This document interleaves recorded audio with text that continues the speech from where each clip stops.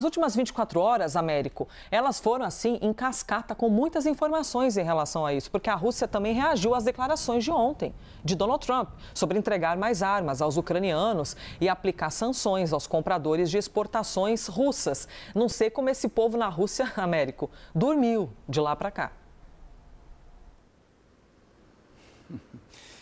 Elisa, os russos obviamente têm preocupação. O próprio porta-voz do presidente Vladimir Putin, o Dmitry Peskov, disse que essas falas do Trump são sérias, que a Rússia precisa de tempo para analisar o que ele falou.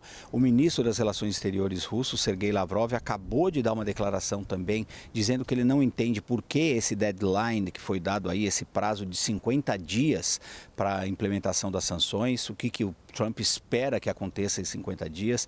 A Rússia também disse que ao enviar armas para os ucranianos, tanto a Europa como a OTAN e os Estados Unidos estão dando um estímulo para que a guerra continue. Aí os russos tentando inverter a narrativa, né? Porque foram eles que invadiram a Ucrânia sem nenhuma provocação.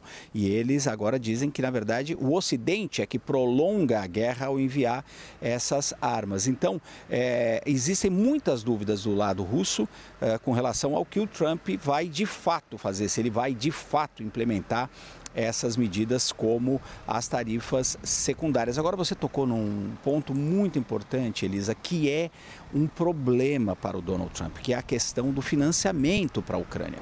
Os Estados Unidos já enviaram muita ajuda financeira, humanitária e também armamentos para a Ucrânia. E agora o Donald Trump criou, junto com o Mark Rutte, que é o secretário-geral da OTAN, um esquema de triangulação. Pelo menos no papel funcionaria assim.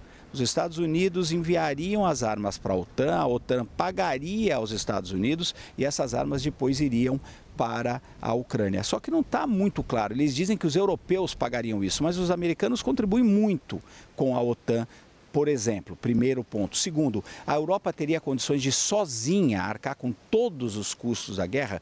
Aparentemente é uma manobra do presidente Donald Trump para dizer que ele está conseguindo comercializar de alguma forma esses equipamentos militares. Ele pode ser acusado, inclusive, de estar lucrando com a guerra. Então, Donald Trump não tem grandes opções neste momento e precisa justificar ao seu eleitorado, exatamente como você lembrou, por que ele continua ajudando a Ucrânia. E ele sempre disse que era uma coisa comercial. Ele nunca disse que ajudaria a Ucrânia por uma questão de defesa da democracia, defesa dos interesses ocidentais, defesa da Europa.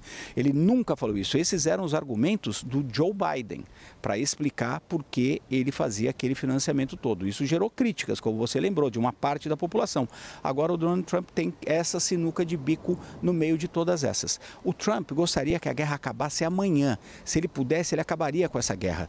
Mas essa guerra está mostrando quais são os limites reais da força, dos desejos, da importância do presidente dos Estados Unidos. Ele pode muito, ele tem muito poder, tem a maior economia do mundo na sua administração, tem a maior equipe militar do mundo, mas não consegue de uma hora para outra simplesmente implementar os seus desejos. Então essa guerra é um grande, enorme desafio para o Donald Trump e quase 6 meses depois de ele tomar posse, ele se dá conta finalmente disso.